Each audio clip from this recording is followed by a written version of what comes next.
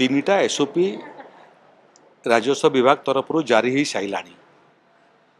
Pounce किमिति जीव pounce गला बेलू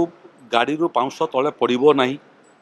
लो लाइंग एरिया रे जोटा पाउंस पकाउले लो लाइंग एरिया परिभाषा स्थिर हो नथिला ये सबू तीन टा एसओपी आम जारी कर सारूँ एबे जो जो कंपनी सबू पाउंस सृष्टि करती तांकर गाड़ी चलाचल उपरे आमे कटकणा जारी करिछु से माने सकाळ 6टा रु राति 10टा पर्यंत गाड़ी चलई पारिबे नाही जो समय लोक शोइबे 10टा पर जेकरी तांकर गाड़ी चली पारिबो जहा फल रे लोकंकु कोनोसी असुविधा हेबो नाही। खनि विभागर मोटामोटी 350 खंडे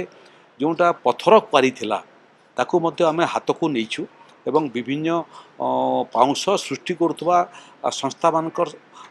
मध्य आवंटन करूछु तेणु एपट सेपट न पकईकरी से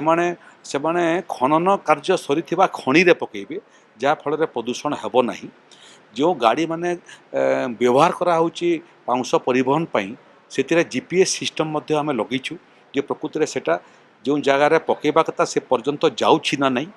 जेते बेले से माने ताकू टेम्परिंग करी मोटरसाइकल रे सेरा लगे करी याकू परिवहन टाकू तांकर स्वार्थ रे प्रभावित कले एबे नॉन टेम्परिंग जीपीएस सिस्टम आम कलुनी एंटायर रास्तार सीसीटीवी रो कवरेज मध्य बहुत जगह हो सारा तेणु व्यापक भाव में ताकू रोकवाई आम जहाँ जहाँ कार्यानुष्ठान ग्रहण करने कथा ग्रहण करूँ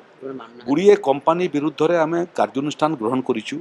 गुड़िए कंपनी को स्टेट पोल्यूशन कंट्रोल बोर्ड दंडित मध्य करिछि गुड़िए ट्रक मालिक माने मध्य दंडित होइचंती एवं एबे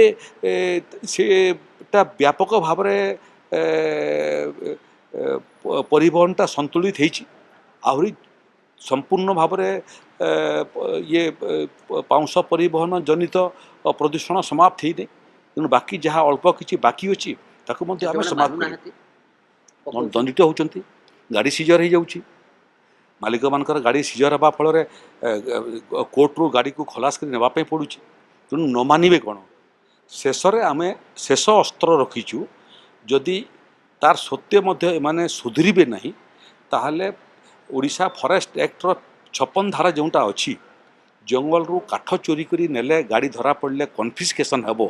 ठीक से भाया ट्रक मालिक माने यदि शेष अस्त्र होउछि जे जो ट्रक अनुमति न नहीं करी एवं